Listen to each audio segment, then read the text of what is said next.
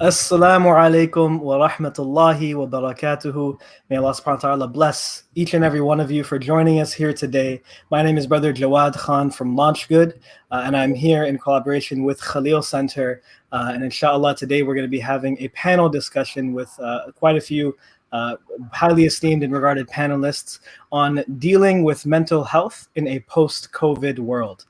This is I believe, the last of several webinars that we've been able to put on in cooperation with Khalil Center around the idea of dealing with mental health awareness, education, and supporting mental health services.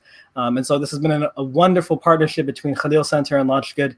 Right now, Khalil Center has a campaign on LaunchGood, which we'd love for you to support at launchgood.com/mh. launchgood.com/mh. And if you want to, throughout the year support mental health causes, we also have a page up at launchgood.com/mental health. launchgood.com/mental health, where you'll be able to find both the Khalil Center campaign and all the campaigns throughout the year that are around mental health awareness and education. And alhamdulillah, we've had some amazing discussions this past week, and we're excited to have our concluding discussion here. So with that, I'm going to hand it over to Brother Abdullah from the Khalil Center, inshallah, to take it away. Jazakallah khair, Jawad. Assalamu alaikum wa rahmatullah, everyone. Bismillah, alhamdulillah, wa salatu wassalamu ala rasulillah wa ala alihi wa sahbihi man wala, amma ba'd. So this is super exciting because we've had two webinars in collaboration with LaunchGood, which has been an amazing week. We've seen so much engagement on social media and other platforms. And so here we are kind of on the last webinar, but this webinar is going to be slightly different from what we put out the last two webinars. And here we're going to be focusing on more of a panel discussion. So for those of you guys watching, as we kind of start the discussion, we want everyone to be engaged. And so if you're on via YouTube, Facebook, make sure to use the chat box and send in your questions, because we will be answering these questions and presenting them to our presenters who are all with us in-house from Khalil Center. And so we're really excited to get started. And so stay engaged. And I would also recommend everyone, if you have other family or friends that you think would be interested, we're going to be talking about a lot of different stuff that's going to be very important and pertinent to the times that we're living in, especially to people with families. And so do share it and try to get as many people as you can on so everyone can benefit. And so with that, we'll get started. We have a number of panelists, all who are very experienced in the field of psychology, of mental health, who have been in the field for a long time. And so we wanted to take this opportunity to pick their brains a little bit. And you guys are free to pick their brains as well. Send your thoughts in the comment section, and we will filter them in to our discussion, inshaAllah ta'ala. So the first thing I want to get started with, and for the panelists that are on, I'm going to be posing some questions and discussion points, and we'll kind of go around the table and see what everybody has to say. But I also want you guys to engage with each other. So if you want to jump in after somebody else's point, you don't have to wait for me. Jump in, share your thoughts. We want to make it as organic of a discussion as possible, bi'idhnillah. So what I want to start with is just kind of kickstarting our topic, right? We're talking about prophetic resilience in turbulent times. And that's kind of understood that the entire world and the Muslim community has gone through a lot in the past almost year, right? The coronavirus has been around since last March. The next March, 2021, isn't really far. And I'm sure you guys have had a lot of experience and discussions based on the initial impact and reactions that people had to the coronavirus. I'm curious to know how you think our community has grown in dealing with the coronavirus now that it's almost just part of our lives. Things have changed. Some places have gone back into normality, I guess somewhat, right? We're still wearing the mask. At least here in Chicagoland, the cases are going up. From the standpoint of a clinician, of someone who has been on the front lines, speak to a little bit about how people have progressed and in what areas have people been growing. Have people been able to cope with this in different ways because it's been here for so long? And what areas have people been struggling with, and maybe just kind of open the discussion? So I guess we can start with Dr. Hooman to kind of kick things off, and we'll work our way around, inshallah. بسم الله الرحمن الرحيم الحمد لله وحده والصلاة والسلام على من لا نبي بعده. السلام عليكم ورحمة الله وبركاته. جزاكم الله خير سيدي عبد الله who's our communications person at Khalil Center, who's moderating with us, mashallah, and CD Jawad from LaunchGood and the rest of the LaunchGood team. This has been a wonderful experience and opportunity for us at Khalil Center. I'm sure I echo the other panelists' feelings in saying that this is, an exciting partnership that we have to really continue to try to address the needs of the Muslim community at large, in particular as it pertains to mental health. Certainly, I think we've gone through a couple of phases, right, in terms of mental health of the COVID pandemic. And I think Muslims are, unique, but not so unique in some of the shared experiences. That being that, we started off with a huge alarm and anxiety about what this is. And I think that's pretty natural whenever we're faced with a new threat, right, that we don't know and don't have any control over. There's certainly alarm. And initially there was an alarm for the physical illness, right? I think people were kind of scared of getting sick, and alarm a lot around that and a lot of isolation. But then that isolation started to lead to mental health effects, right? Sustained social isolation and being away from family members and getting out can certainly have detrimental mental health effects. There's several studies out there that have come out now about the early phases of the pandemic and how people were really suffering, whether it's economically, whether those who were having pre-existing conditions being put in a situation where they're socially isolated and they're triggering old issues, whether it's close quarters and being around family members, and the idea that this is going to go away soon, right? And then eventually what happened is that it really didn't go away for quite some time. And the mental health effects, have gone up. And we've seen, wait lists across our offices and continued programming, certainly trying to address some of this. But I also want to recognize that, there's some resilience that has also been built, right? I think sometimes we tend to catastrophize a problem, but we can also see that there might be khair in something that we didn't realize. عَسَىٰ أَن تَكْرَهُوا شَيْئًا وَهُوَ خَيْرٌ لَكُمْ, that perhaps you dislike something and there's khair in it for you. And I think we've been forced into confronting some of the things that we might be distracted from. Some of our family issues, some of our underlying issues, some of the isolation and facing ourselves and our thoughts and our ideas and lifestyles, and realizing that the world, isn't that lucrative of a place to live in nowadays, and we have to kind of look at ourselves and our families. And I think that initial grief that we may have felt, if we're able to tap into it to have a meaningful processing of our lives and reality check, then I think there's certainly khair for us. عَجَبًا لِأَمْرِ الْمُؤْمِنِ إِنَّ أَمْرَهُ كُلَّهُ خَيْرٌ. Amazing is the matter of the believer, for everything is good for them. إِنْ أَصَابَتْهُ السَّرَّاءُ شَكَرَ فَكَانَ خَيْرًا لَهُ وَإِنْ أَصَابَتْهُ ضَرَّاءُ صَبَرَ فَكَانَ خَيْرًا لَهُ. And if we are able to be patient through these times and have some reflections and transformations, then I think it's good for us. And I think we have been seeing that. There's certainly success stories that I personally have seen in people's lives, and I think it has been a really growth opportunity, and people have started to sort of become acclimated to it.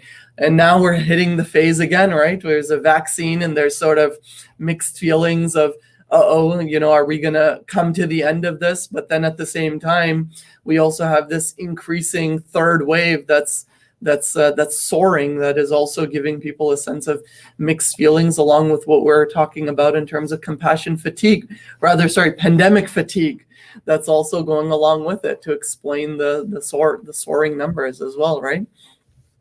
So I think we've been through some phases. I mean, I invite others to really share their experiences, but this is just some of my observations. Yeah, I think before I give it off to actually Dr. Sarah, we can hear from her. I would be curious to know, like, what are some areas you notice that you initially thought people would struggle with, but they actually did quite well, right, in facing this pandemic. So you could go off of what Dr. Hooman was saying. I would want to add that layer in, like, what was something that the Muslim community actually did quite well in coping with the pandemic that it came with, before we get to like things that we struggled with. But curious to know, like, to earn our wins, right? So what were some of the areas that we did really well at? Assalamu alaikum. So I think that's a great question. And for a lot of the work that I do with Khalil Center, I work predominantly with couples and families, much more than I do with individuals. So one of the things I was expecting, kind of like, the stereotypes sort of problem, is that having to be together all the time in close quarters for couples who are struggling to start with and already in therapy is going to really, really test the relationship. And one of my concerns was that we would have couples who were, seeking to separate or seeking to end their relationship because of having to quarantine together and not have their usual breaks from one another, being out of the house for work, or even, being able to spend time with friends and family, have their normal stress relievers. So, and in all honesty, I did see some of that, but not nearly at the levels I was concerned with. Several of the couples that I work with had that same concern, and we talked about it and we processed it. But alhamdulillah, the other reality is that this is something that that everyone's going through. So I think there was some feeling of almost solidarity with the world, essentially, that we all are suffering this, because a lot of times the couples I work with have this feeling that they alone are struggling in their marriage. Muslims still have a lot of stigma around seeking mental health treatment, and we don't generally talk about it. So some of the couples I work with really genuinely have this feeling that they're the only Muslim couple going to therapy. Nobody else could possibly be having the problems we have. And so now, being in this situation where every household is quarantining, every household is struggling, every household is stressed out, whether it's with e-learning or for the financial problems of not being able to work or losing a job during this pandemic, households that had essential workers in the home, physicians or other health practitioners who had to leave every day. It really seemed to help people look outside of their own issues and grasp the reality of this is something that we need to work together to get through, whether or not we agree necessarily on how to do it, whether or not our communication has been healthy in the past.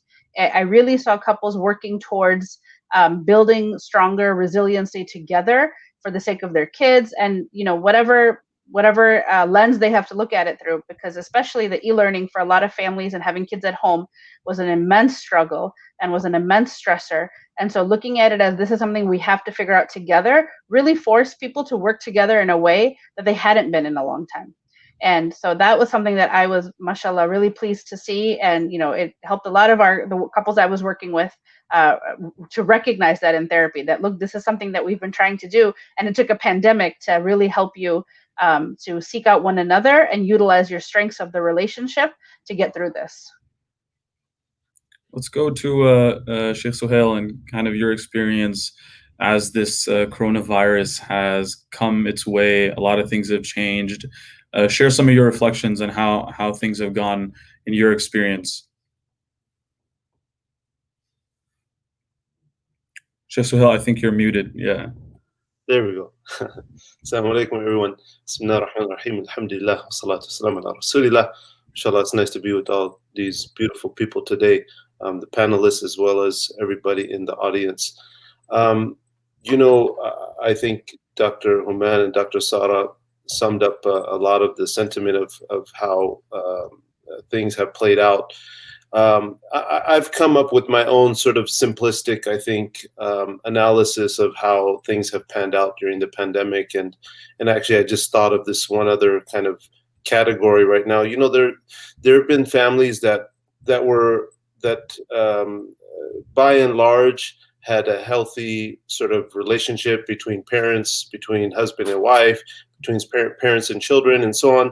And they've really thrived through a large part of the pandemic because of the fact that they've got to spend a lot more time together at home and so on and so forth. But that in and of itself is being tested, I feel, on certain levels now, where there are challenges, like Dr. Sara said, with the e-learning and so on.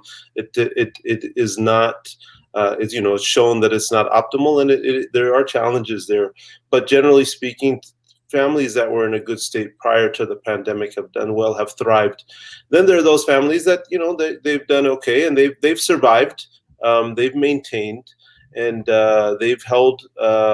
You know, maybe there was some rifts or breaks within the family system, and they've kind of, you know, worked towards those things, and they're surviving. They're hoping that things will move forward. And then I think there is another category of the community that has dived, right? So there's those that have thrived, survived, and there are families that have dived. And what I mean by that is where there were struggles prior to the pandemic, new couples, right? Where and Dr. Sarah has mentioned a lot of good that she's seen with people, and I think that's absolutely there. But I do think there is a segment of the community that has also had a great struggle because of the fact they haven't had their social outlets, they haven't had their some people who have not been able to get together with their parents, for example, especially if they live in different states, and those rifts that are there that were really important, you know, important things that really held their lives together, and being separated from that. And so we have seen that dynamic take place in the community. I think one other interesting kind of note that I've noticed is that, you know, all of us have learned to live with this, right? All of us have had to learn to live with life during the coronavirus, and part of what I've seen with that is I do a lot of premarital coaching, and that goes on, right? People are still getting married. People met during the pandemic, before the pandemic, after the pandemic, they're talking, they're getting married, marriages are being conducted, right? So life is still going on, and I mean that's a big marker, right, in people's lives when they get married, and so that new exploration, continuing to meet people, it does show that I've seen in my lifetime move from where, you know, back in my day, there was no internet. We were still working off the old auntie system, right? Aunties would hook us up, and we would get together and, you know, start talking to someone and that kind of thing. Time went on. Back in the day, people actually used to use newspapers, right, to put in ads and stuff like that, matchmaking. And then we saw the coming on of the internet. It was kind of frowned upon, stigmatized at first, where people said, well, oh, we met online. You what? You know, that was odd back in the day, but now it's standard, right? Now that's actually, I would probably say to be the primary means by which young people meet to get married now, and so that has had the combination of the fact that how technology has played a more important part in our life, and now the fact that is technology is what holds us together in our social spaces. That has kind of come to its full fruition, right? So people are still living their lives and managing and navigating it, and I think that's healthy, right? That needs to be the case. I have some follow-up questions, but I want to hear from Dr. Fahad first in terms of a lot of the things that have been mentioned already, and what you have seen working during this time, right? Like, what are some things that we did well? And you can even transition into some of the things that you saw specifically the Muslim community struggle with during the coronavirus, maybe even more so than others we as a Muslim community struggled with. Maybe you can speak to some of that and transition us into some of the things that we need to work on. Sure. I think first, Abdullah, just to clarify, he's young, you know, so newspapers are these things that we get delivered to our houses. Newspapers. Thank you. I want to make sure you understand, because Shaykh Suhail, you know, the young generation doesn't know that. But all jokes aside, I think you know, one thing that as we've kind of progressed and we've got so involved in this world, and what this pandemic has done for us is it has kind of reoriented us to the reality of this world and our aqidah related to this world, and few things. So, for example, health and sickness, life and death, rizq comes from Allah. And I think that's the part that Muslims especially needed that reorientation to. The nature of this world, which is to suffer, which is that, you know, the element of this world, which is meant to be that where this dunya is like a sijnul mu'min. This is meant to be a prison for the believer. So I think that even within the context of therapy, when we talk to our clients, not to instill like hopelessness or negativity, but to bring in some context that this world is meant to be a test for us. Now, there are some cases where we have some clinical issues like OCD and PTSD and anxiety, or where there are some severe marital issues, where Dr. Sar talked about, for example, where this COVID has made it a lot worse for these individuals, and it has exacerbated these issues for them. But I do see that now people are able to compartmentalize. So before, where it was difficult for them to understand, like when you work with couples, you teach them that, look, when you have a fight with your spouse, that you have to compartmentalize. You have to figure out, where's the anxiety coming from. Maybe the anxiety is coming from your work. Maybe the anxiety is coming from the weather, the temperature. Maybe the anxiety is coming from the loud neighbors, for example. But it was difficult for them to understand that. But now it's a bit easier when you talk to them and you say, look, if you're reading COVID news, if you wake up and you check the numbers and you hear about them, and now you're obviously feeling anxious, and then you interact with your spouse, and she says or he says something that might make it difficult, obviously it's going to start a fight between the two of you. So people are getting better at understanding these situations, and I think that's definitely a blessing in these times. I guess what I would transition into is, because this is something that I've kind of seen with the guys around me, and maybe you guys can speak to that. And for those who are joining us after we started, the comment section is open, the chat box is open. Please do share your questions or even reflections that you would want the speakers to speak to, and we can kind of all of us collectively can get engaged. But the question that I would put forward is, how do we deal with this idea as a community that we've lost an entire year, right? Because I'm hearing that from almost everyone, and I can't help but feel that at times too. Like, maybe next year I can catch up on things that I lost, and make up for the terrible year that was spent, which was the COVID year. This was the worst year of my life, and we're still hearing this rhetoric. Like, I'm still hearing it, even though we've kind of gone back to normalcy.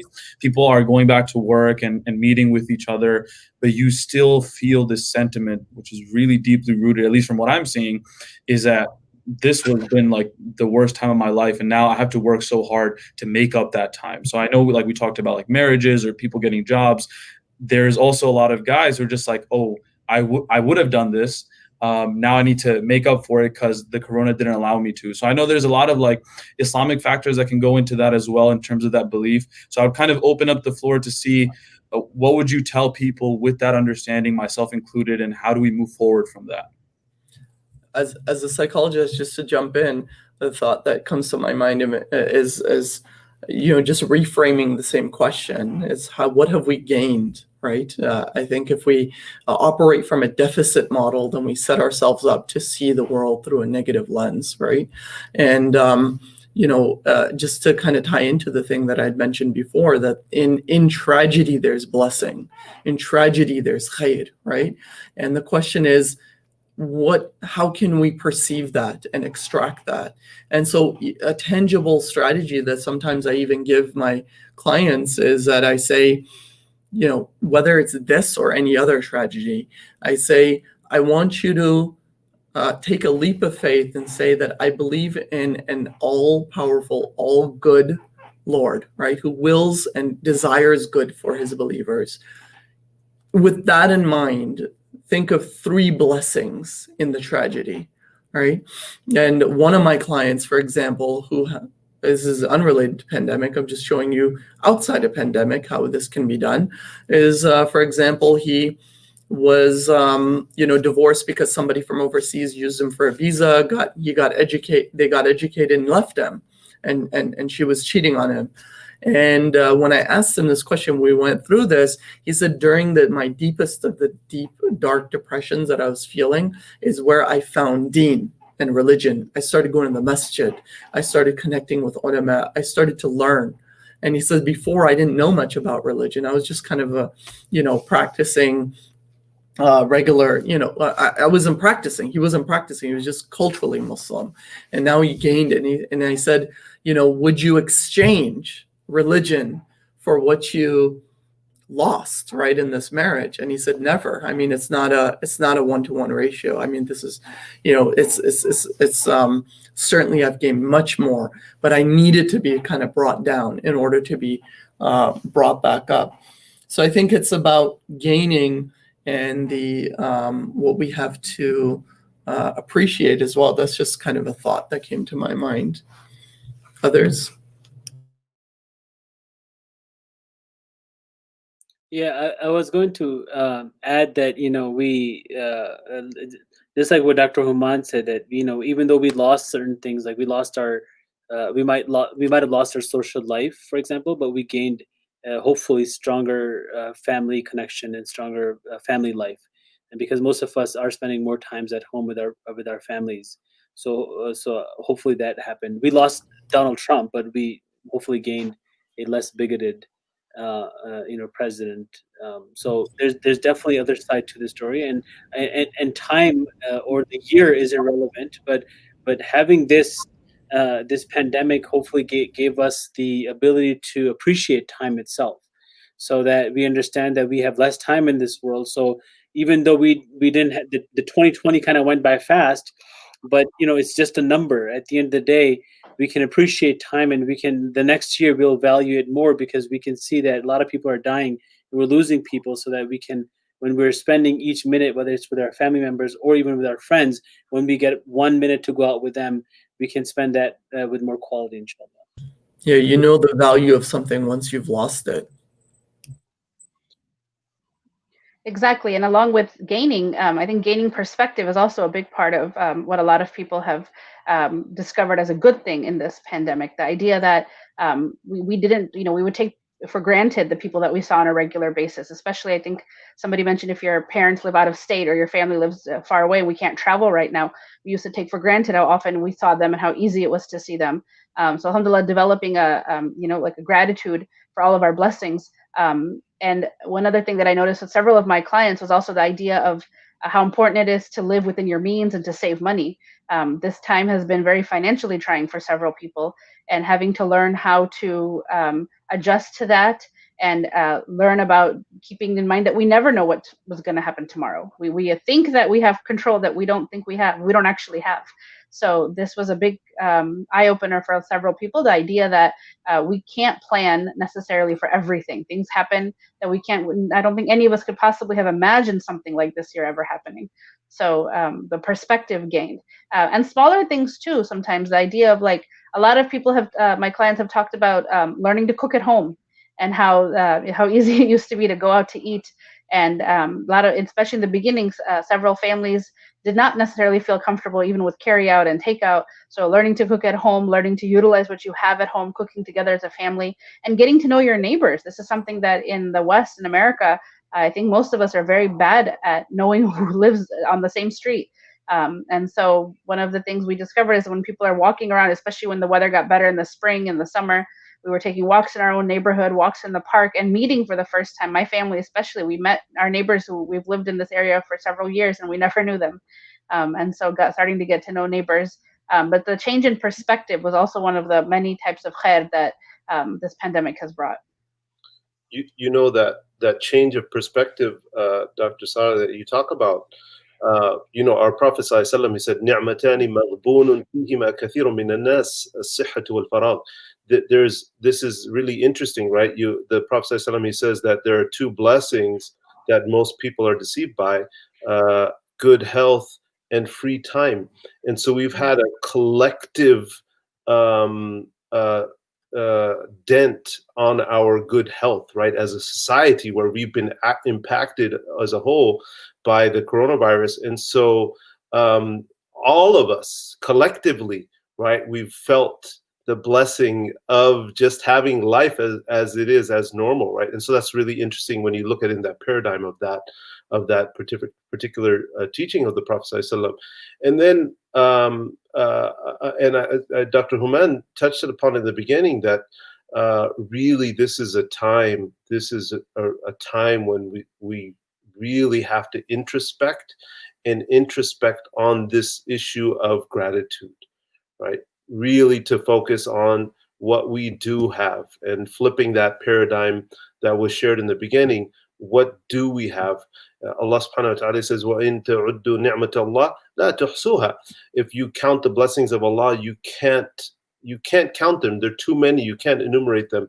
And that applies all the time, is right? It's not only when times are good, even when times are bad, that there are still all of those blessings. That is a statement that is applicable to any and all times. And so really, again, just that takes some brain work, right? Some switching the order around, switching the how we view things, the lens by which we look at the world. And when you do that, you gain so much, subhanAllah. And you could even do that with, because somebody might say, well, how do I do that with losing a family member? How do I do that with losing a job? How do I do that with, losing something significant? And I think it's a challenge, and it is indeed a challenge, and it is trying times. It's difficult. But I do want to kind of counterbalance this to say that, grief and anxiety, these are natural and healthy reactions and adaptive responses. You do have to allow yourself to grieve loss of not only loved ones in order to be able to gain meaning. What is, in emotion theory, they say, what is the function of sadness? The function of sadness is to gain meaning. It reflects on the past in order to inform your future, right? And so you lost a significant loved one. Of course, we can think about takfiru sayyi'at, that their sins are being shed, and despite the difficulty that they may have lived through in the end, that inshallah they went to ila rahmatillah, right, to the mercy. Even when we say that, somebody passed away to the mercy of Allah Ta'ala, right? Even in the way that we language it, we kind of speak in that way. But grief is healthy. We should be grieving, and I tell my clients, you should be grieving. You shouldn't be ashamed of that. But you should also grieve the loss of this dunya, the loss of materials, the loss of, and these things are the detox part of it as well. And I think if we can reflect and gain some meaning there, that's going to be really advance our lives. The other thing I want to add is this pace of control, the lack of control we have. I think Dr. Sarah spoke about this, that the lack of control we have. What's incredible, that just kind of keeps boggling my mind, is this idea as in our aqidah, right? The way that we see the world, right? Through the lens of Islam, is that, we believe as in this idea of occasionalism. Occasionalism meaning that each event may be an occasion for the pattern of something that usually might happen. You take a knife and you put it up against the blade against something. Most of the time it cuts, but the knife is not cutting. It's Allah Ta'ala that is making it coincidentally at the same time cut, right? And so we have this belief that Allah is a mu'athir al-haqiqi, that He is the actual one that is at the same time willing for that same thing to occur. And sometimes, and this is important for the belief in miracles, right? Sometimes that relationship is broken between the pattern and the effect.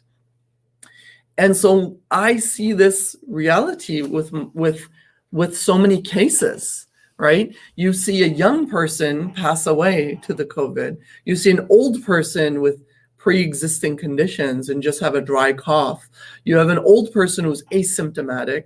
And then it's just absolutely incredible how, even like as contagious as it is, there are people who have spouses who have it, live under the same roof, but they didn't get it, right? And they test negative. And so this just kind of speaks to the idea of, that we're really not in control. And people who quarantine, but like the COVID comes and finds them on the hands of one person. You see what I'm saying? And I think being able to sort of, as anxiety provoking as it may be, have relief in knowing that, I'm in the hands of Allah Ta'ala, and whatever is going to happen is going to hit me, whether I can, there's a saying, man amana bil qadri amina min al kadari, whosoever believes in qadar, in destiny, is free of distress, free of the worry of what's going to hit them. But I did see this on the chat, and I want maybe some of us to speak to this, of the pandemic fatigue. I know I'm feeling it, and there's a little bit more riskiness going on. And I think just as the riskiness was hitting, we got the huge wave, and people are like, oh, pull back. Or some people are like, I'm done. I'm going outside. I'm doing this regardless. What are people's thoughts on the pandemic fatigue? So I can give some of the tips that I personally practice, and I do recommend to my clients that have worked. I think first thing that I would recommend is that people have a set schedule. Because one of the things that can happen is that when people are left off on their own, especially when you're working from home, and there's no requirement of going to work on time, and some of the schools are also a bit laxed in terms of when they're starting off, is that people tend to not sleep on time, not eat on time. So one thing I would recommend is that make sure we have a healthy sleeping schedule, healthy eating schedule, a solid routine. So we have to go to bed on time, we have to wake up on time, and we have to eat on time. We have to also go out. So just because there's a COVID pandemic, we don't have to go to places that there are people around us, but that doesn't mean we cannot go outside. Now, in winter times, especially in the Midwest, most people do suffer from vitamin D deficiency, which naturally will cause symptoms of depression. So we have to be mindful of that and try to get as much sun as we can. And if we're deficient, then we might have to get ourselves tested, a simple blood test, and take vitamin D supplements as needed, and then balance out what we do. So not watch too much TV and be in front of screens, because screen exposure can cause certain brain functions and imbalances as well.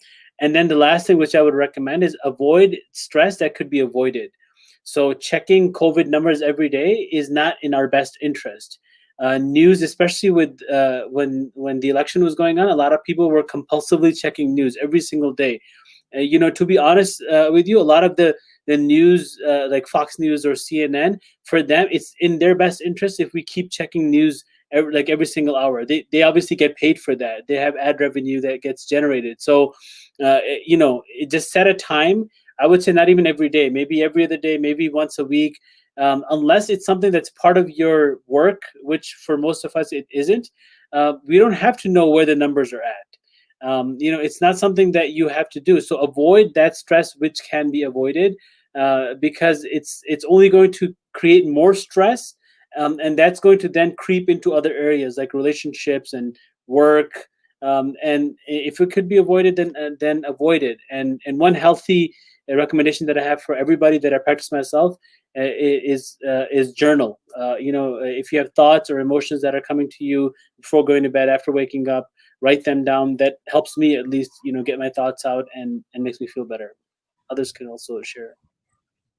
Along with what Dr. Fahad was saying, I wanted to add, I can't emphasize enough how he was about routine and how important it is to be mindful of going to sleep at a healthy time, waking up at a healthy time, but also maintaining hygiene. One of the things that I've noticed is that sometimes people, because we're not going out and seeing people, we get lazy about taking showers, we get lazy about changing our clothes every day. When you're wearing the same pajamas for 3-4 days in a row, it can affect your mental health. Emotionally, you feel down. We get sluggish. We don't feel rejuvenated. We don't feel fresh. Taking a shower every day, washing your face, brushing your teeth, these may sound very small, but these are things that can genuinely be a big part of helping you to feel balanced and be fresh every day. And even if you're wearing, a different set of pajamas than what you slept in, but change your clothes every day. The other thing, along with what Dr. Fahad was saying, that I would really emphasize is try to get some kind of exercise on a regular basis. As long as you don't have any kind of medical reason not to exercise, or you haven't been told by a physician not to, most of us, especially during the pandemic, we're eating at home more, we're snacking a lot more. Regular exercise not only helps you physically stay healthy, but it's very important to maintain a healthy mental health, balanced mental health. Regular exercise releases endorphins, helps us stabilize our mood, manage stress. We have more energy, we sleep better, and we have a healthier appetite. So everything Dr. Fahad said, I would just add to be mindful of hygiene for yourself and your family, as well as exercise. I guess before we transition for some of us who have to pray Maghrib, I would add to that, because it came up in the questions, is one thing is kind of dealing with your own fatigue, but if you work in a place where you're dealing with others, you're a teacher, an instructor, so you kind of have your fatigue to deal with, but you also have that stress from the people that you're kind of responsible for. And I guess that'll vary based on the age group or the people you're dealing with. If you're in a university, you're in an elementary school. So could you speak a little bit to that in terms of kind of helping others also, if you're in that position, to work with their stress without letting it add to your own stress? I was wondering if you could just add on top of that, and maybe Dr. Sarah could speak to something like this with regard to the parents, right? And in particular, I know both parents are working harder to try to manage e-learning. I know, I'm experiencing the same thing when we're at home, but kudos and hats off to especially those working mothers who do so much, mashallah, to try to really take care of their children, take care of the work that they need to do, and keep the family and household flowing and going, sometimes to the expense of their own self-care. And so, I know I'm a beneficiary of that work that my wife is doing, but I can see definitely how exhausting and trying that can be. And certainly I want to do my part to try to support. But with decreasing and dwindling social supports and more responsibilities that are being taxed and tried, I think it can be a really challenging time for the families that are at home, parents with their children. I don't know if you want, Dr. Sarah, if you want to maybe speak to some of that in working with so many of the families and what they're doing around that. Sure, absolutely. And you're right. It's trying on both parents, but I think that for the average family, and certainly for the average Muslim family, we tend to have more traditional gender roles sometimes, and we see a lot of women sometimes picking up, in particularly in this current situation, roles that they weren't previously necessarily having to. So exactly like with the e-learning, having to be the teacher for the children. The particular stories that kind of jump out at me are the moms who work in schools. So the moms who are actually trained educators and teach, particularly feeling overwhelmed because when they teach, their children are not in the classroom. So now they're not only having to be responsible for e-learning with their own students, but as well trying to make sure that their own children are keeping up with their schoolwork. And the biggest thing I can say is to prioritize. We have to figure out what is most important and then let go of things that are not that important. So that's going to look different for every family. A lot of people currently who might have had resources like help from their close by relatives, or maybe their grandmother used to come by to help babysit, or those types of things, can't necessarily utilize that right now. A lot of people who used to have somebody that might come to help clean the home or do get food, things like that, can't do that. So if we're looking at not only doubled, but honestly exponentially increased stress right now, prioritizing what is the most important thing for you and for your family, and what has to happen in this hour versus what has to happen in this day, and how can we split that up, what has to happen in this week. The other thing is also having some grace for yourself and recognizing that no one is thriving. Everybody is surviving. No one is doing great.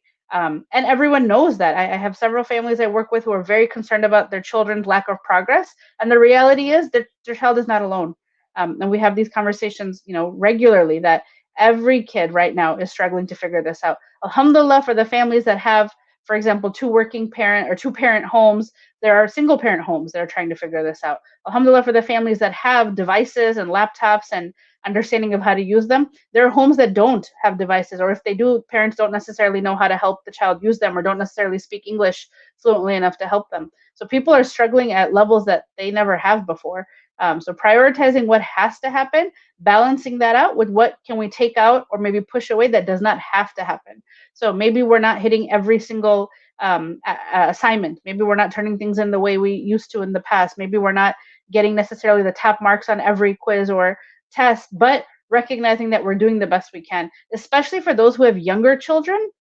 kids as young as pre-K and kindergarten expected to be on a screen for 3-4 hours at a time. It's just not reasonable. It really isn't. And so I've seen that some schools do, mashallah, have that in place where they have breaks built in, but even that can be difficult sometimes, because now you've got a kid who's got 30 minutes off, but you've got other kids who are still working. So how do we, not let them turn the TV on, or they need to run around and play, but how do we take outside? So there's a lot of, working parts here, and to try to balance it is difficult. This is also a time to just be realistic about our roles as spouses. That yes, maybe this is not something that one of us used to do, or less that the other person used to do. A lot of that has to change right now, because we're, like I said, everybody is surviving. We're in the mode of trying to figure out how do we get through this time, and inshallah, looking forward to a time when this may become a little bit less. Could we add on there giving each other breaks to do some self-care? I mean, I think you have to switch off to be able to throw in there. Oftentimes self-care is the first thing to go, but if you keep going at the rate where you're running out of stamina and you're on little sleep and you're not able to do the self-care that you need, I think you're going to end up really burning out, and that's going to be felt by the kids. That's going to be felt by yourself. That's going to be felt in the entire household. So, people hate taking time out to do time management. At the beginning of your day, start your day by planning the rest of your day, and people are like, oh, I'm too busy for that. I got to jump right in. But then you end up actually becoming, inefficient throughout the entire rest of the day. Yeah, for sure. Alhamdulillah. So this is Brother Jawad from LaunchGood, just popping back in here. A few of our panelists will have to take a pause and leave to pray Salat al-Maghrib, inshallah. So I thought this actually would be a good time for us to just reemphasize and kind of reintroduce. So today's discussion is dealing with mental health in a COVID world. And alhamdulillah, we have some wonderful panelists from Khalil Center here. Here to discuss this issue and topic with us, and we really appreciate all of you who've been listening in and asking your questions as well. And inshallah, I think we're going to come to a couple more questions, inshallah, in just a minute. But before we do, I do want to mention that Khalil Center is trying to raise some funds for mental health awareness, education, and services. And for that, we want to support them at launchgood.com/mh. And I'm actually going to show you all the campaign right now where you can inshallah support them, so you can go to it. So if you can see on the screen right now, let me make sure it's displaying. Yeah, it's good. So launchgood.com/mh, we have the campaign here, Save Muslims from the Mental Health Pandemic. And here you'll be able to see, the area that you're able to support and donate, whatever it is that you're able to donate and help with. And you can mention all of the beautiful services that they offer that you can directly assist with, inshallah.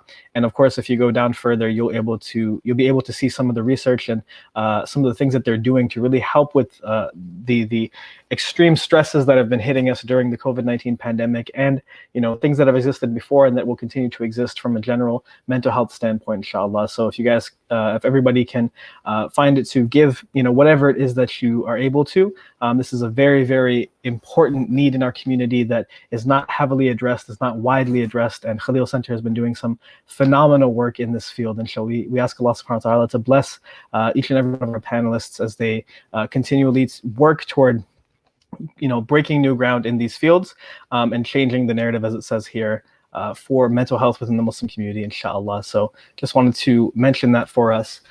As we move forward, inshallah, I wanted to bring up another question that came up a little bit earlier. So we have one that's specific to COVID-19, but one that may be a slightly off topic, and I'm not sure if you all want to kind of address this here, if you can let me know.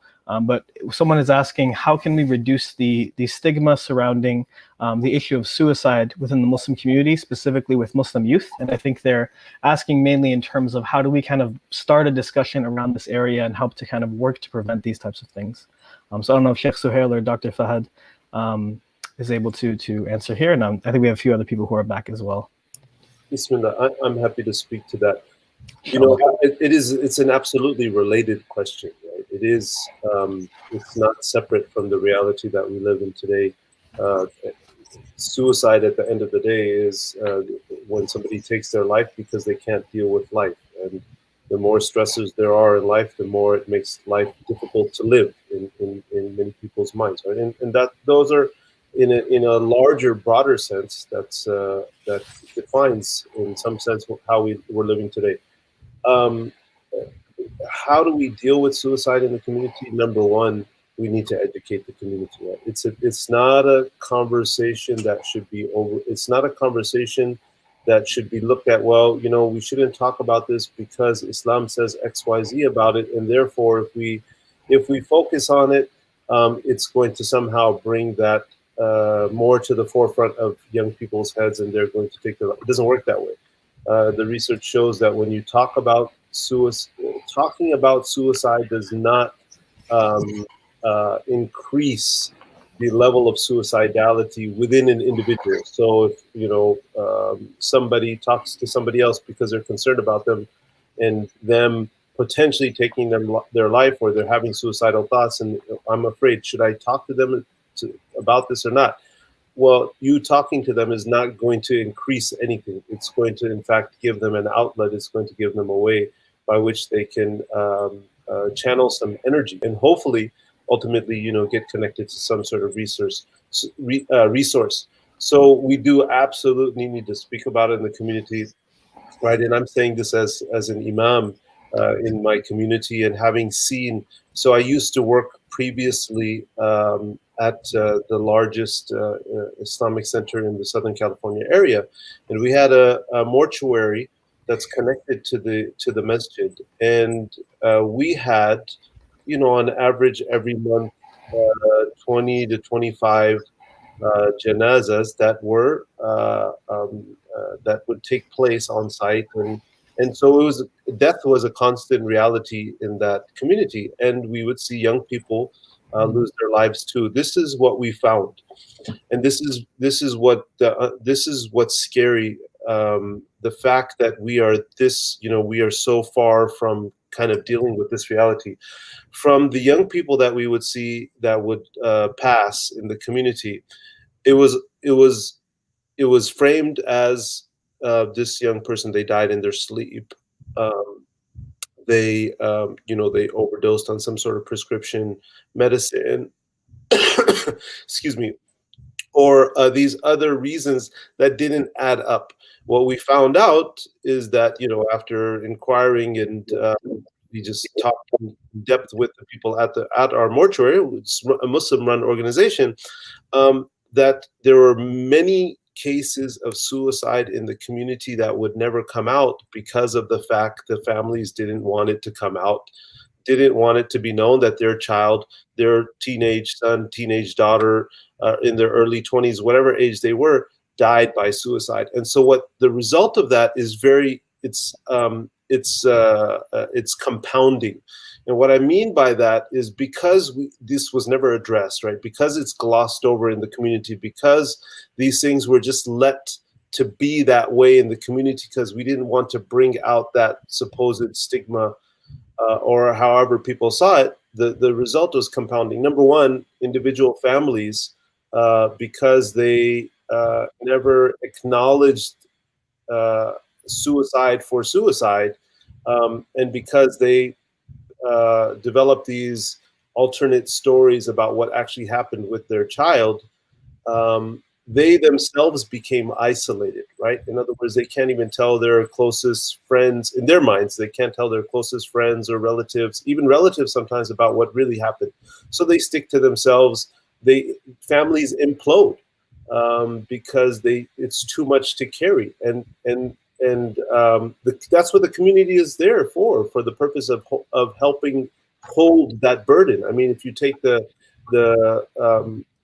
physical action of carrying the body to the grave site, right?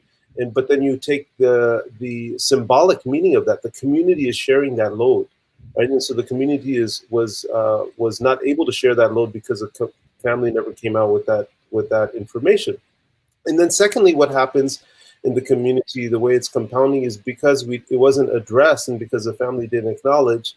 Then what happens? Well, it's never talked about in the masjid. Well, if we talked about it, if we took the opportunity, because somebody in the community passed away from suicide, And then we started to do education in the community and talk to our youth and talk to everybody in the community about suicide. Well, we would, we could actually capitalize, and I apologize, don't mean for that to be insensitive sort of language, but take the opportunity to bring that up at its appropriate times, so that other young people who are feeling perhaps, who are having feelings of despair and all of these other things would actually feel that, wow, this is being talked about, I'm being heard, people actually know this exists. Wow, there's actually resources. Maybe there's people I can talk to. The masjid is open to discussing these things. I don't have to go somewhere else. I don't have to, cut and self-harm, and without anybody even taking notice, I can actually come forward to my youth coordinator and talk about these things, right? So that's what we lose when we don't educate the community and we just keep it hidden under the rug. And believe me, it's there. It's there. I absolutely know that. In fact, the funeral director where I used to work, he said his estimation was what he said. He said that 80 to 90% of young people who die supposedly from, in their sleep or because they overdose on some pills or something like that, they're actually suicide-related cases, but it's just never talked about.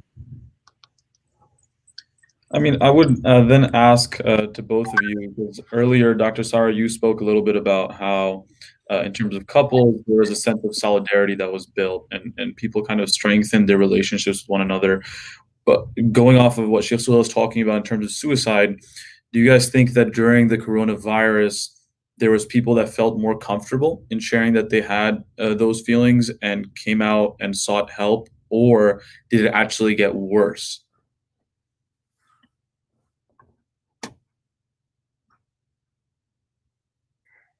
That's a tough question for me, in the sense that a lot of people whose depression is so severe that they're at the level of suicide and contemplating suicide wouldn't necessarily be talking about it in marital therapy. Sometimes a lot of that work needs to happen in individual therapy. Sometimes in couples work, the idea of feeling suicidal can be something that's used as a manipulation.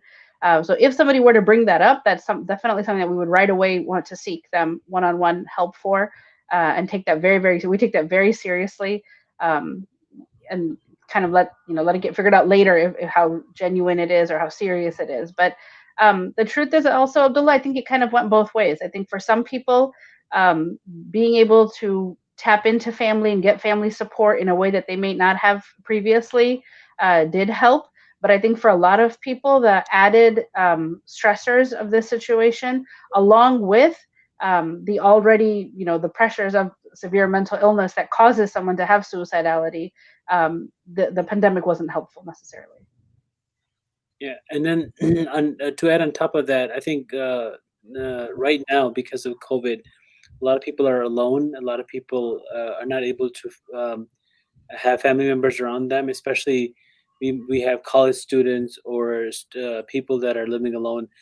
What we have to do is we have to make it a point to reach out to others, especially people that we know that are alone, because we know from our research that one of the biggest predictors of suicide is hopelessness. And we know from our aqidah is that hopelessness comes from shaitan. And there's an old saying that an idle brain is the devil's workshop. So we want to make sure that we don't let these people who are alone, who don't have any social support, that their mind is influenced by shaitan. And you take a healthy person and you put them alone in a room and let them think, and unfortunately their mind can go in places that a healthy person would never think of. So I think others who have that luxury of having social support, we need to reach out to those individuals and make sure that we give them and provide them that support. I guess then, from this point, I would want to transition a little bit, because we got here by talking about the family and the dynamics within the family. And in the discussion of suicide, youth inevitably come up. What I would want to kind of hear from you guys is, firstly, I think a big thing is the role of the internet, right? Like we said, that people are sitting in front of screens and stuff for classes and for education. But outside of that, people are just alone with the internet at this point, and it is probably a lot worse than it was. Then even, for example, people would at least go out to watch a movie or something like that. People are going out and interacting on a real basis. Now people are there just with the internet. And so I guess speaking about the role of the internet, Dr. Fahad, you spoke about like maybe not checking numbers of COVID cases, but sometimes you don't have a choice. If you're on the internet, I think I see cases every day, like inevitably in my notification box. So maybe just, I would say, just kind of share some of the role of the internet. How do we move forward with our interaction? Because we can't really say to get rid of it because we're so dependent on it now. Just share some thoughts on how, especially youth, can navigate with some practical terms. So I can tell you what I've done, right? I've turned off the notifications from like Apple News, for example. Even now, somehow Apple News seems to find its way to send me notifications, even after turning it off. We know through research that there's a correlation between social media and depression. I think Instagram was found to be the highest one predictor of depression. So, you can actually set limits on smartphones on how much time you can spend on social media, screen time. You can measure it. If you keep track of it, naturally what happens is that you're going to, become more aware and then manage your time more wisely. The other thing is you can spend that time doing other things, right? So there are other ways you can use that. Recently, for example, you can read books. You can use, there's an app that I started using recently. There was a deal that came out for American Express card holders that can use, and then this is not an advertisement for that, but it's called Blinkist, and it shortens like the self-help books for people, self-development books for people into short blinks. And so I've been using that in my commute to and from work.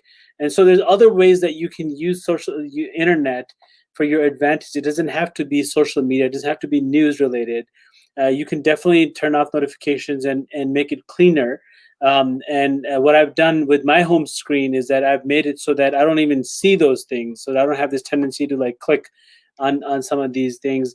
I've gone into Facebook and unsubscribed for some of these groups, or if there's individuals who keep posting some of these news stories, I've gone and unfollowed them. I haven't unfriended them if they're close, relationship or family members, for example. So, there are ways you can definitely clean that up. You can unsubscribe from stuff from your email lists, but that's like I would say a healthy way for us to keep ourselves in check.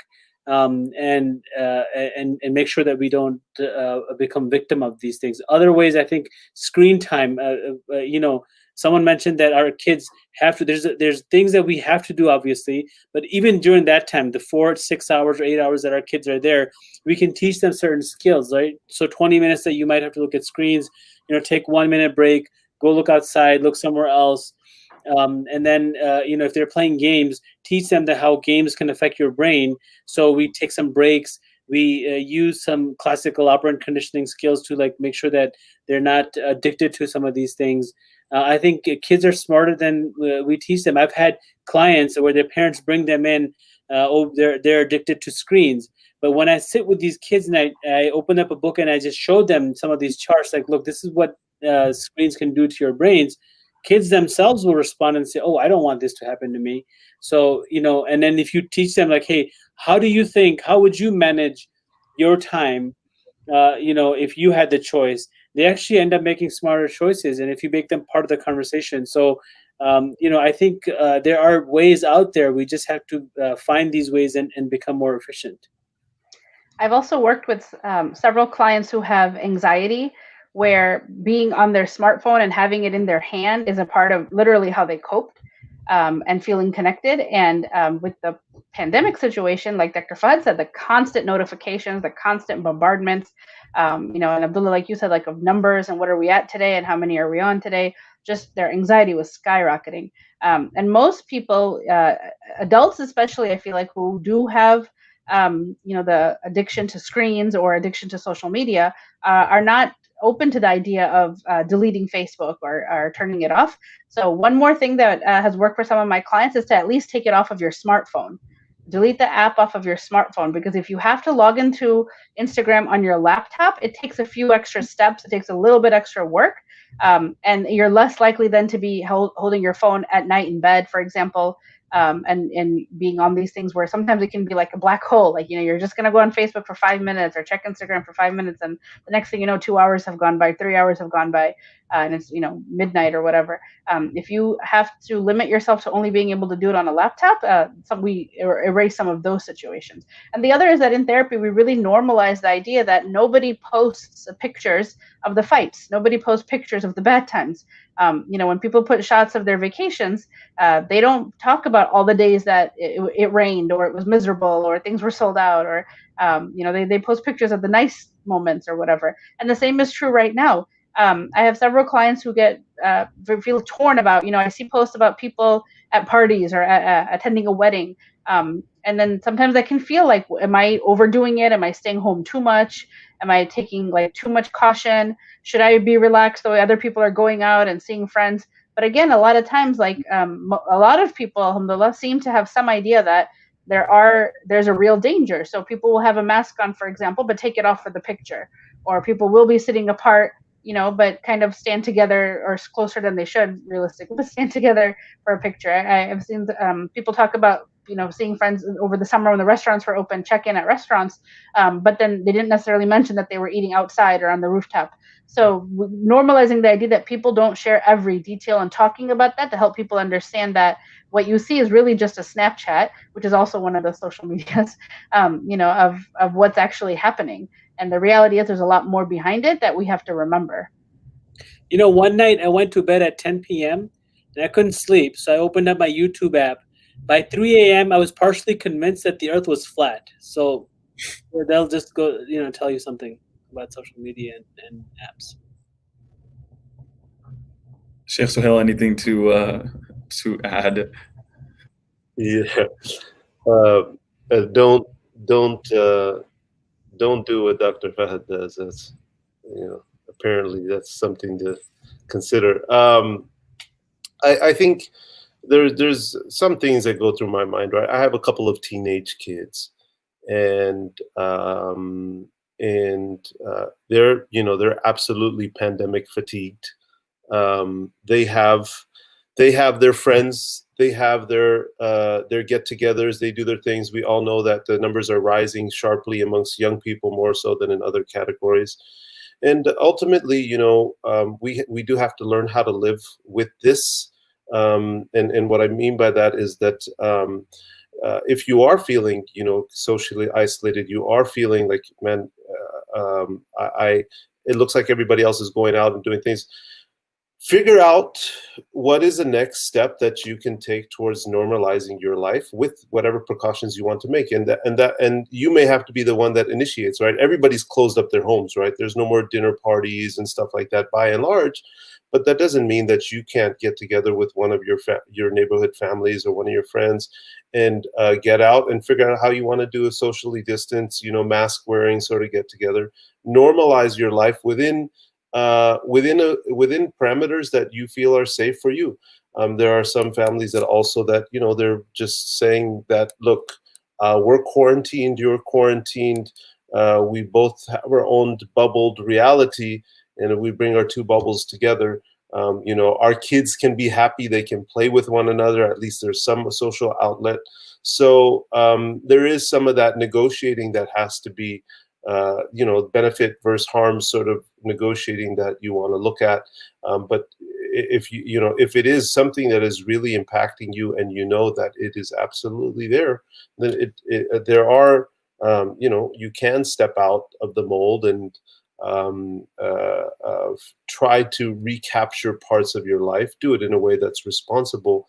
But there is some movement that can be made forward, and some people have naturally done that as it is anyways.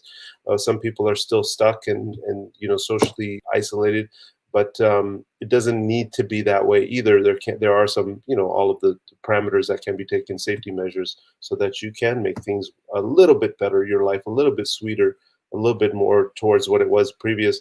Yes, it's absolutely uncomfortable wearing a mask. I can't stand wearing a mask. I wear glasses. Those things get fogged up. It's a pain in the behind. But I'd rather be sitting with my homies around the campfire, which we've done a couple of times, than just at home like looking at YouTube and starting to believe that the earth is flat because I'm just stuck at home and I have nothing else to do, right? So so there are some, those are things we want to consider as well. Jazakallah khair. Before we transition, I just want to let everyone who's watching know that we are taking everyone's questions. So if you do have some questions, we had some good questions come in already that the panelists discussed. And so if you have any other questions or talking points, please feel free to put them in the chat and we will filter them into the discussion, inshallah. So to continue moving forward, I know social media, we can just kind of get lost in it, but I think it is very pertinent because a lot of like the younger generation specifically, we are just pretty much addicted to every part of it. And I would be curious to know, because what I'm thinking about is like sohba and real, like in real time, like social interaction is a really big part of our life, both Islamically and I'm sure psychologically as well. And during the pandemic, a lot of people, they felt that. Like for us, even when we were studying, like even just not being with the teacher, it's a little difficult after a while because it's just not the same anymore. You're not feeling that real time. You even almost miss sometimes like the rough interaction. The teacher gets angry at you, or you're sitting with your boys, for example. Like you start missing that after a little bit.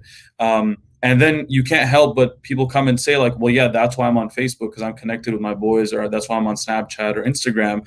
And so it's like, I guess I would go to Dr. Sarah first because you mentioned telling some of your clients like delete it off your phone, right? But then all of a sudden, some people might just be like, well, I have no connection with anyone anymore. And our generation doesn't necessarily talk on the phone either for like 20 minutes to like 4 hours. And so we're just like keyboard warriors. So I guess kind of just speak to that before we transition out of this. You bring up a great point, and I actually did have a few clients in the spring, young adults who, college students who leaving school and having to come back home, or even for those who didn't necessarily live on campus but full-time home, it made them be disconnected from their friends and their biggest supports. Oftentimes, especially at that young adult age, your friends and your social circle is your biggest support and where you go to be open and to free and talk sometimes in ways that you wouldn't necessarily with your family or with your parents. So being cut off, social media was, the way to stay connected, and it definitely was the way to feel like you didn't lose that part of yourself.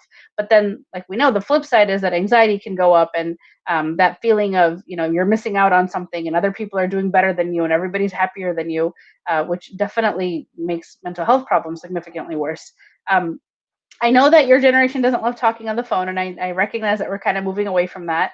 So I imagine writing letters is off the table for you. But things like texting even, and WhatsApp groups are kind of a mixed bag, but having, I was gonna say double-edged sword, but having, groups of like your closest friends where you're actually like checking in with each other. I've heard of several people who would say like, we kind of say good morning to each other every day and talk a little bit just throughout the day about what's going on or what we're up to, and say good night at the end of the day, just for that connection feel. Because in that we avoid a lot of like the show off kind of stuff that does happen on social media, where we can still discuss things, but it tends to be more salient things that are actually on our mind versus, responding to comments on news articles or the latest numbers of whatever. So I think that like trying to find another way to connect, being realistic that we do want to connect, we do need that connection, it's healthy, but at the same time to limit how much we're exposing ourselves to things that end up hurting us. So having a text group or a WhatsApp group seemed to be a way of balancing that. Another thing that I really encourage people about was that when you can't see the people that you're used to seeing, is really make that effort to have a video call. Because it does take a little bit of effort to, make sure that you're presentable, you're looking okay, and that you set it up and take the time to do it. But it also, especially in the beginning, people would really feel like the sense of like, okay, I actually feel connected. We took the time, we laughed about something. People, the dinner parties are out, but especially in Ramadan, I heard a lot of people having kind of like, virtual iftars where they're breaking fast together over Zoom and call. And those things brought a sense of connection that we were really missing. So to kind of keep that up, especially if we're going into what it looks like, at least in the Midwest, things getting stricter again and tighter restrictions again, recognizing that we do need to have that social connection. It's a part of being healthy. It's a part of feeling like you're okay and connected to people. I was going to say that, we have to recognize that we never really had, in the beginning, well, I wouldn't say never, but I think pre-COVID, we didn't have very strong social connections. We kind of had superficial connections. So even when people did get together at times, at least the younger generation, their phones were out most of the time and they were just kind of sitting together, pretending to have a connection. So I think COVID kind of brought this perspective that, like, okay, we should have had a stronger connection. So I've noticed that now, during this time when there were less restrictions and people were kind of rejoining and they were kind of getting back together and going out again, that you were noticing people actually talking to each other and communicating more. So I think that this gave us a perspective on having more meaningful relationships, which is more important. Obviously, there was a study done at Harvard, which is one of the probably longest studies in history, at least in modern time history, that there's a correlation between being happy and socially connected. So being socially connected is important, but those connections have to be meaningful. So how we create that meaning is going to be important here. And I think we were losing that perspective pre-COVID, especially because of these technologies and phones and apps. So I think now is a time to kind of rethink that strategy, and we have to come back strong after COVID and recreate those relationships again. Inshallah. I guess to transition now a little bit, because I think for a lot of people, especially like from religious families who grow up hearing about the Prophet and the companions, alayhi salatu wasalam, you also hear this idea where whatever you're going through, you find solace in the fact that golden generation went through it, right? And how did they cope with it? And so a lot of what I've been hearing over the last couple months is, yeah, that they went through sadness and grief, and they went through hardship and loss, and this is how they coped with it. And we've talked about this from this, like Khalil Center's platforms and other platforms as well. I guess, how can we actually look back into our history and say this is how people dealt with pandemics, something close to what we have today? Is there something similar that took place? How did Muslims deal with it? How did non-Muslims deal with it? What worked and what didn't? Because it may allow people to kind of be like, okay, this has happened before. The same way when we go through other situations, we're like, oh, look, Rasulullah was also an orphan, or he also lost something, or like that, and the Sahaba likewise. So I'd be curious to know how you guys would tackle that. Are there times in our history where people face something similar, and how did they do it? Not everybody all at once. I don't know if I can answer that specific question in terms of what was the social reality at other points in the history of the Muslim Ummah, especially in the early time of our Ummah, and how they dealt specifically with pandemics from a social reality. We do have those reports of that there were these pandemics that did take place, and of course they navigated life by accessing the prophetic guidance that was there, and that encompasses social distancing and those measures that we now take today, right? And so that is there. So some of that sort of precautionary stances that are in place now, those were employed then. As far as the social realities, I have a hard time speaking to that. But I can say that if you look at the life of the Prophet sallallahu alaihi wasallam, right, you look at a life of him and his community, the community of the Sahaba, and particularly when they were in Medina and when they were in Mecca, especially, that there was a lot of suffering, there was a lot of loss, there was a lot of tragedy, right? There was a lot of things that were going on, as far as there was warfare, there was of course in the Meccan period there was persecution, there was oppression, there was people who's who died for Islam. And so all of that was there. But at the same time, alongside that, you see a picture of a Prophet sallallahu alaihi wasallam who was known to be the most smiling of all people. You see a picture of a prophet who was the most kind in all circumstances, in all situations. You know, sometimes people, there's this strange psychology in the human being when you get down, that you give yourself license to do things that you wouldn't normally do. You understand what I mean by that? Like, I'm feeling down, times are not good, so therefore I'm just going to give my license to participate in certain activities that are not becoming of me. But you know what? I you know, it's too tough right now, and so I'm just going to do it, right?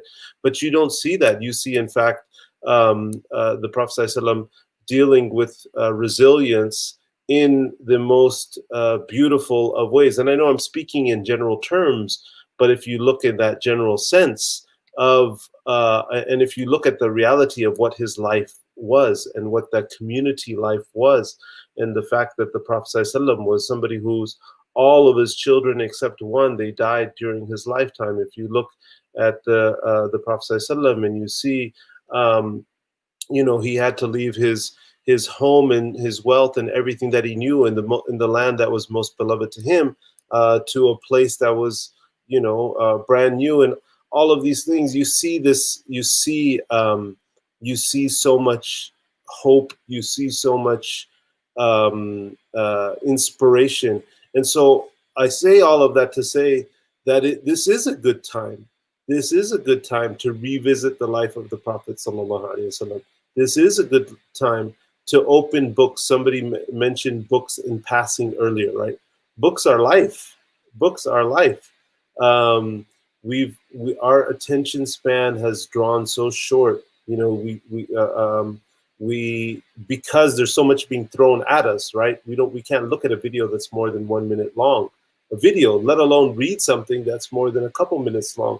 But we do have to kind of revisit how we've been trained in the world today, and find stability, find solace, find hope and inspiration in the lives of the righteous, right? And that's Allah subhanahu wa ta'ala says, أولئك الذين هداهم الله فبهداه مقتدي, right? Those are the people that Allah guided, and by their guidance seek and look for an example, right? Live in the shade of that.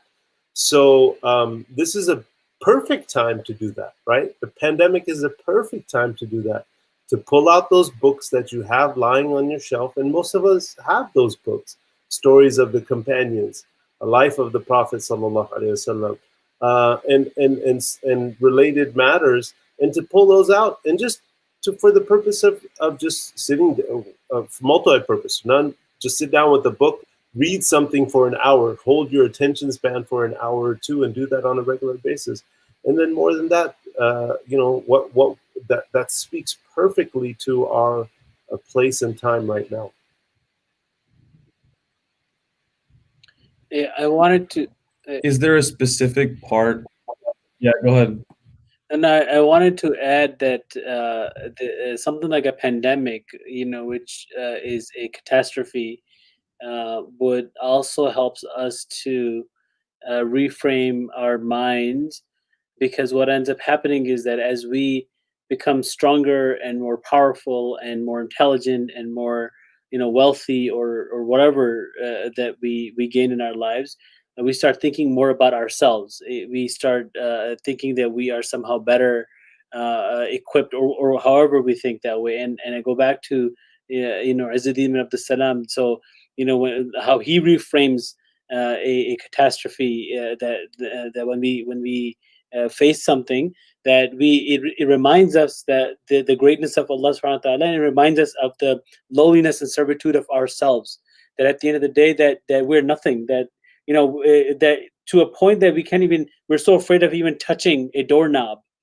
right? That's how small we are, that we're so afraid of even leaving our own house or even hugging our own parents, right? That's how weak that we have we become.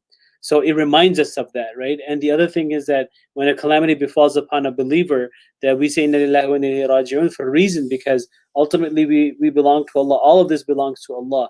That we think that this house or this car or this body or whatever we have, it belongs to us, and we boast about it and we feel so proud of it. But none of this belongs to us. So I think it's a good reminder, it's a good reflection. And I think that's what our predecessors did, that they use that as a reference to remind themselves of that. And I think we kind of lose track of that. I would want you guys to, I know we always tell people to read the seerah or the history or the stories of the companions. What is a moment that resonates with you, that's kind of like your reference point in times of difficulty? I would want each of you to share something personal that really resonates with you from either the Prophet ﷺ's life or even the companions, because there's so many. But I think sometimes there's so many that people just read them and they don't find the ones that really click for them. And so, what are some specific moments that capture something beautiful to you, specifically people, because you guys are exposed to a lot of the issues that people deal with, and I'm sure it takes a toll on you guys as well. And so some moments from the seerah or from the companions that really resonate with you that you would love to share to everyone else and kind of excite people about reading and really finding their place in the seerah. When I work with couples, there's so many stories, but one of the stories that we often talk about is the example of some of the hadith from Hazrat Aisha radiallahu anha that talked about how the Prophet ﷺ and she, how they played, how they ran races, and how he, was at home and how relaxed he was at home, and how he, Sallallahu Alaihi Wasallam was, would joke and laugh and help with the household chores and things like that. And sometimes I think we hear these stories, whether it's in a khutbah or we're hearing it like in a lecture, and we don't really understand the depth of that, like how important it is that was narrated as a hadith for us, that it's not just a story of, oh, the Prophet ﷺ used to help with chores or used to mend his own clothes, but the depth of the reality of knowing that he didn't have to. He had, mashallah, several wives who could have done those things. He chose to. And what does that mean, that he chose to do that? What does that mean about how he felt about the importance and the honor that he gave his wives in doing those things? Things like, the fact that there was a hadith where Aisha talked about how his head was in her lap. The fact that that's narrated, that we know that loving gesture, the intimacy, the closeness, the bond, the friendship that was there between the Prophet ﷺ and his wives. And so talking about that in the work we do, but even in my own personal life, is so important and really resonates in that it's not just about like the for a lot of people, the aspects of like, did we pray all of our salahs on time? Do we give zakat? Are we giving enough sadaqah? Do we make plans for Hajj? Absolutely. But also that in our daily lives and how we interact with our family, how we interact with our spouse, how we interact in our homes, and what responsibilities we do in our home, all of that is also highlighted for a reason. And to understand that and to appreciate that and to strive to have that as our example.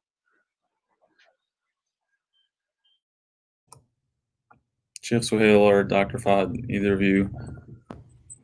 Sure. One thing that there's so many events in the life of the Prophet ﷺ in particular that I think about them, and I just get emotional just thinking about them.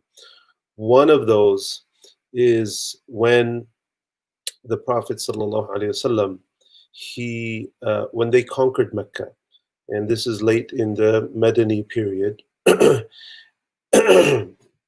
and from Mecca, of course, the vast majority of Mecca becomes Muslim in that when Mecca is now taken by the Prophet ﷺ and the 10,000 companions that came with him. And there were dozens, if not hundreds, of people in Mecca who now came into Islam after they had opposed the Prophet ﷺ for a long time. At this point, it would have been almost 20 years, or actually it would have been about 20 years. And they now came into Islam. They immediately go to another battle, Al-Hunayn, and this is in an area south of Mecca. And these new Muslims who were previously opposing the Prophet ﷺ for so long, they come along. What happens in that battle? Ultimately, the Muslims win. There was a difficult point in that battle when they were being tested greatly, but they won that battle. The result of that battle is there was a tremendous amount of wealth that came into the hands of the Prophet ﷺ and the Muslims in general. The Prophet ﷺ, with that wealth, he gave a large portion, if not the majority of it, the vast majority of it, to those people who just now became Muslim, right? And what happened is the Ansar, people of Medina, who hosted the Prophet ﷺ, who risked, their reputation and who fought with the Prophet ﷺ side by side over and over again and defended his honor, even though they didn't have as much of a blood relation as the Prophet ﷺ did with the Quraysh in Mecca and so forth. They didn't get anything. They felt extremely disenfranchised. They were saddened by that. Why did the Prophet give all of this wealth to the people of Mecca and we didn't get anything? The Prophet hears about it. He gathers them in a tent and he asks them. He says, "Is what I'm hearing true?" They say yes. And he even asked the leader of the Ansar, Sa'd, and he says, "Sa'd, do you feel the same way?" He says, "I'm a person from my innama ana rajulun min qawmi. I'm one of my people. I have the same feelings as them." And then the Prophet, he tells him, "Didn't I come to you when you were lost and Allah subhanahu wa ta'ala guided me by you? Didn't I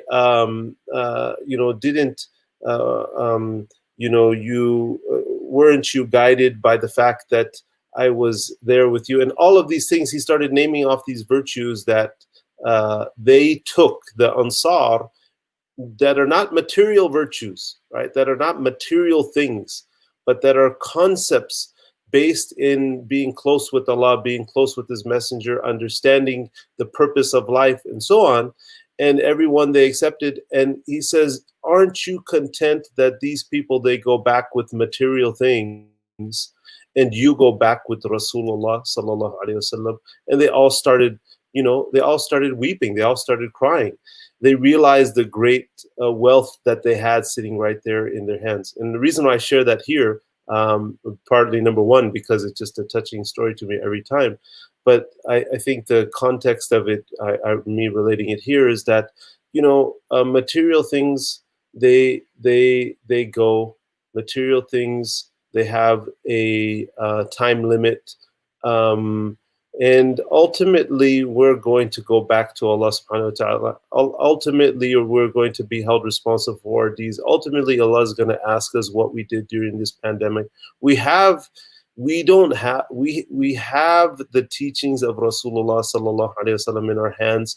We have the means by which to employ happiness, to put things into perspective, to have a priority. We have this great blessing.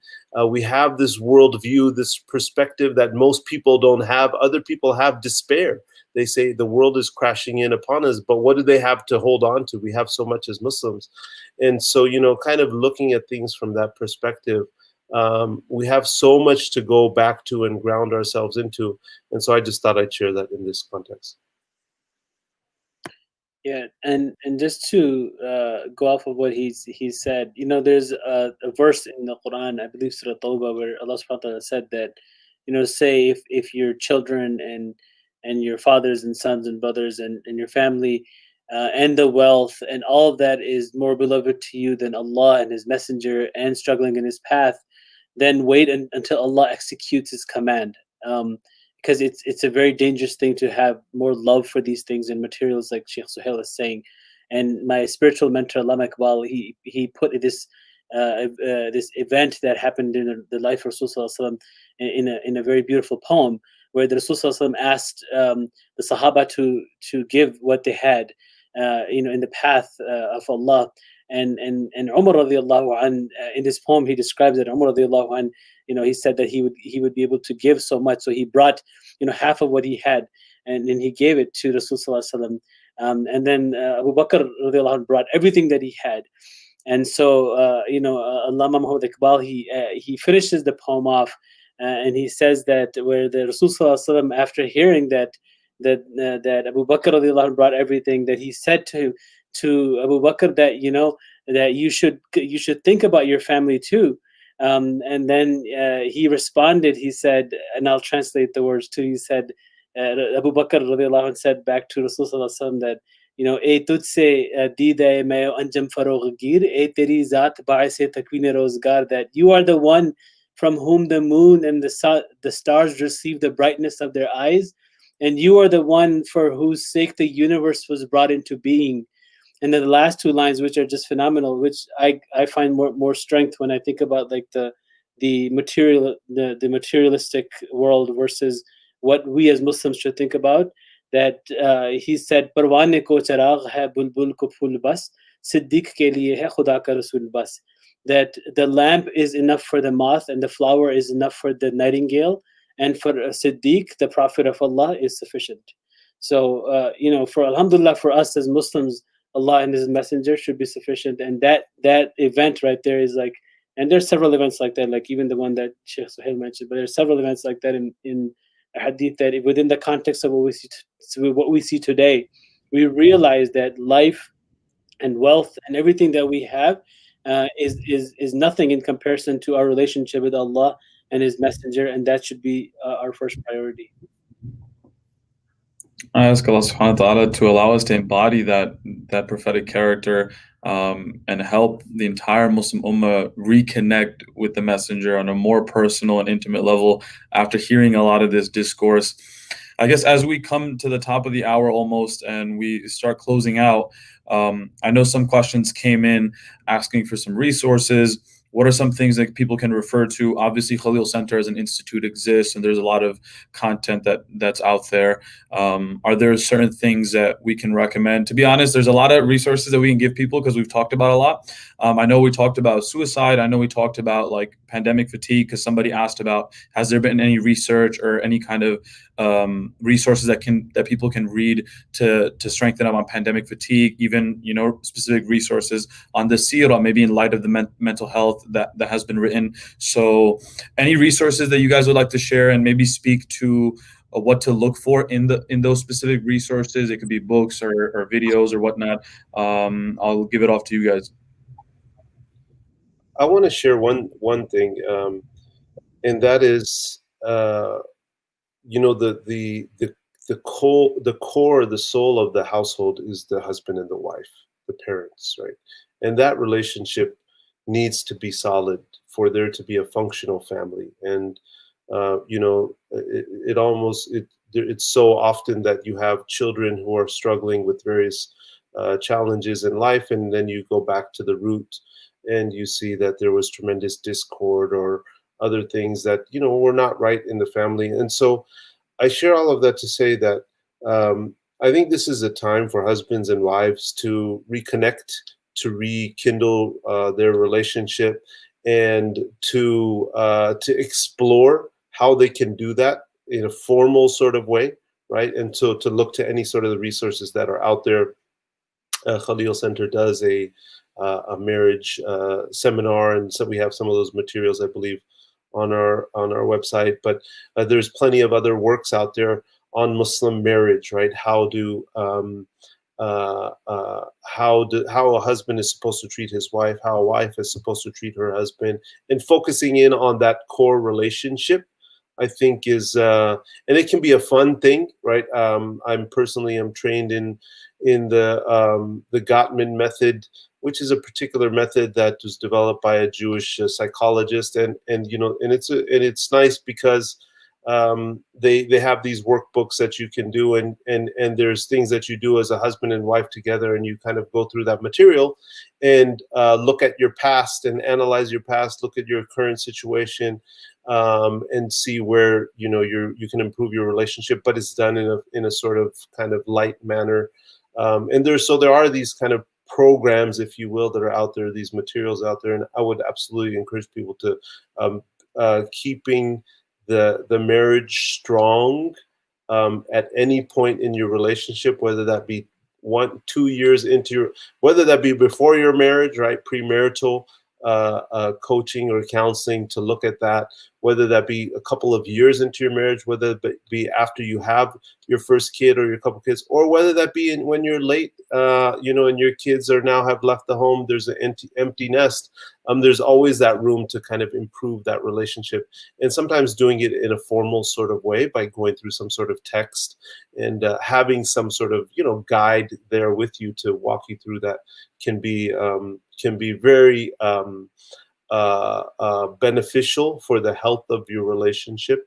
And so I think, and this is as good a time as any to do that right now, spending so much time with one another. Make the best use of that time. Just to add to what Shaykh Suhail said, I also am a big fan of the Gottman method. And another thing that tends to appeal to people is that they also have a lot of apps. So for those who don't necessarily like to purchase workbooks or kind of do that paper and pencil thing, sometimes feels very forced or too academic even for some couples. But there's apps that are set up like games where husbands and wives can spend quality time talking to each other in a way to get to know each other. And particularly, Shaykh Suhail, you said something about rekindle. I would go posit that for some couples, it would be for the first time. We're not even necessarily rekindling, but many Muslim couples don't get married in a way where they knew each other or had a strong bond before marriage.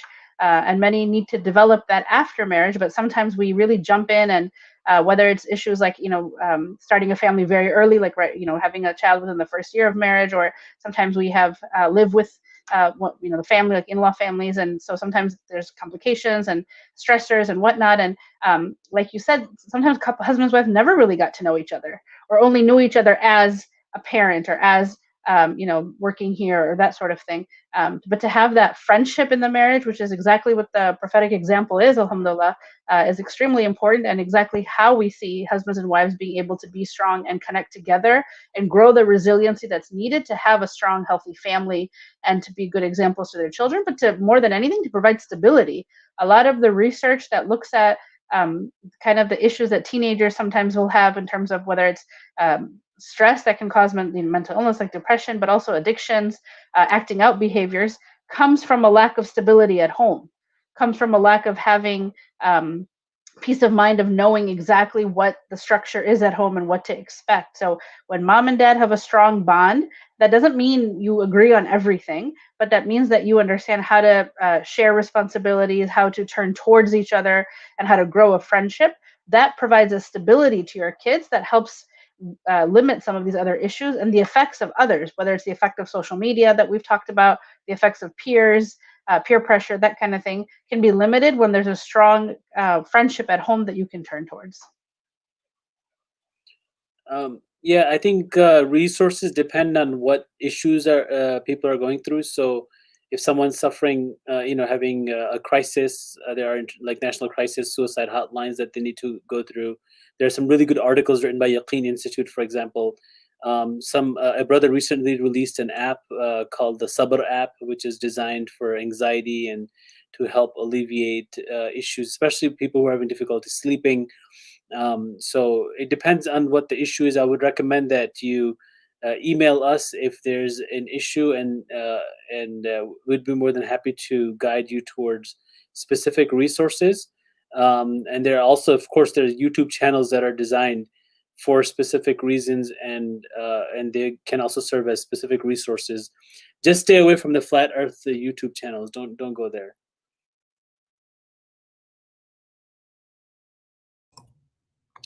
Jazakallah khair. We had a question come in asking to just reiterate the method that Shaykh Suhail and Dr. Sarah mentioned, and so if someone can just re-mention that. It's the Gottman method, Gottman, and Dr. John Gottman, and actually some of the books were also co-authored by his wife, Dr. Julie Gottman. So Dr. John Gottman is the one who predominantly is known for, but Dr. Julie Gottman and him both have worked together. They have what they call like a love lab in Seattle, where they have studied couples, and several different books have been authored, as well as apps and workbooks. The main text they have is called The 7 Principles for Making Marriage Work. And if you're going to look at anything, you look at that, the 7 principles for making marriage work. It's very practical, hands-on, easy for a couple to pick up and just work with. Jazakallah khair. The last thing, and then we'll close out inshallah for the evening, and Jazakallah khair for everyone who's been with us. To all the panelists here, a final like self-care tip, that there was one thing that anyone who's still watching with us, if there's one thing, if they didn't listen to our entire discourse for like 2 hours, if there's one thing you want them to take away, what would it be?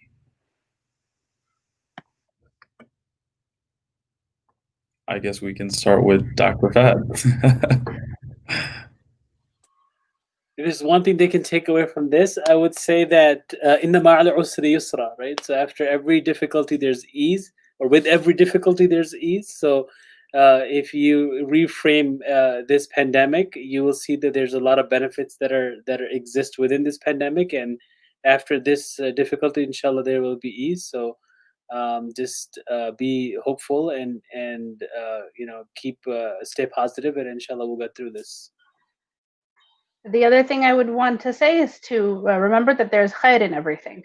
So as difficult as this period may be in your life, as much trouble as it may be or stressful as it may be, seek the khair. Look out for what might be good in this time for you or for your family. How has this situation been helpful in any way? And sometimes it's a stretch, and we do tell people that that's normal to feel like, okay, fine, I learned how to bake sourdough bread. Why is that a great thing? Okay, maybe it's not necessarily a great thing, but you learned something.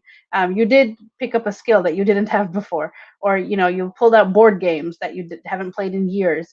There's some kind of khair, whether it's spending more time with your family, learning to appreciate the smaller things in life, having gratitude for the things that you no longer are able to take for granted, but seek out the khair during this time. And on that same note, don't let this time period pass. We don't know how long this pandemic is going to be with us, but we don't want to look back on this time and say, subhanallah, I had the golden opportunity to spend more time with my family. I had the golden opportunity to sit with my kids.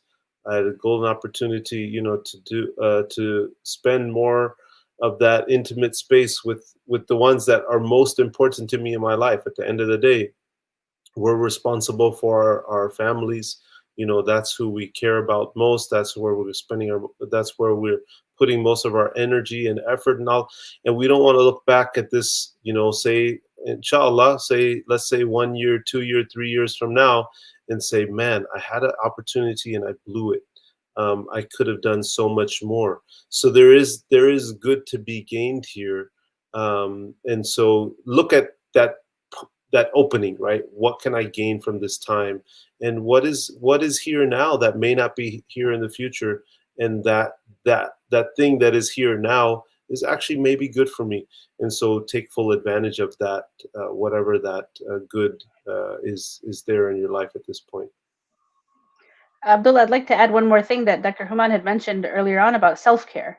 That we tend to look at self-care as some sort of luxury or something that we can do when everything else is done. Then I'll make sure that I, do something that's fun. Sometimes people don't even know how to define it. I've had people tell me self-care as, do you mean like when you pay $100 to go get a massage or go to an expensive spa? And sure, maybe that can be for some people, but for the vast majority of us, it's it's being able to prioritize what feels good to you, what are things that you need to be healthy.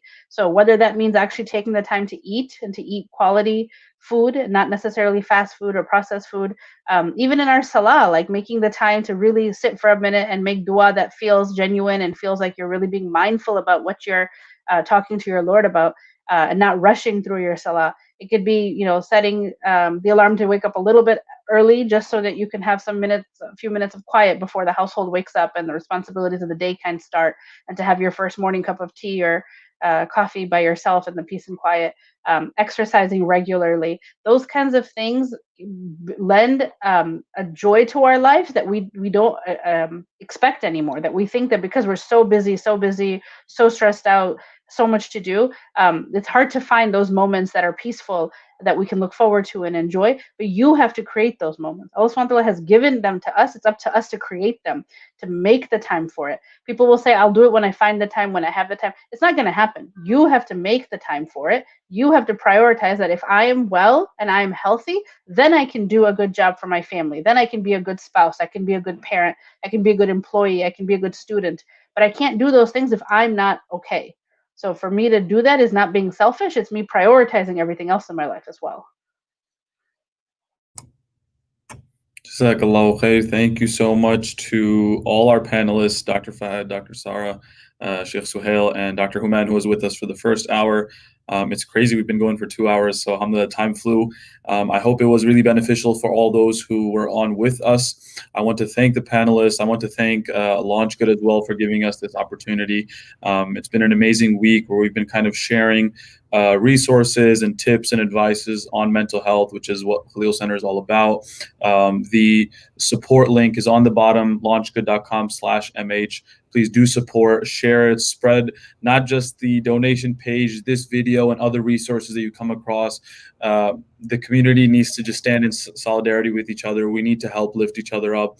And this is just one platform and one opportunity where we're trying to bring everyone together. So we thank everyone for being with us. It's been an amazing time, and I will hand it off to Jawad from LaunchGood to just close it out. Inshallah, jazakumullahu khair to everybody for joining us. Thank you to our wonderful panelists.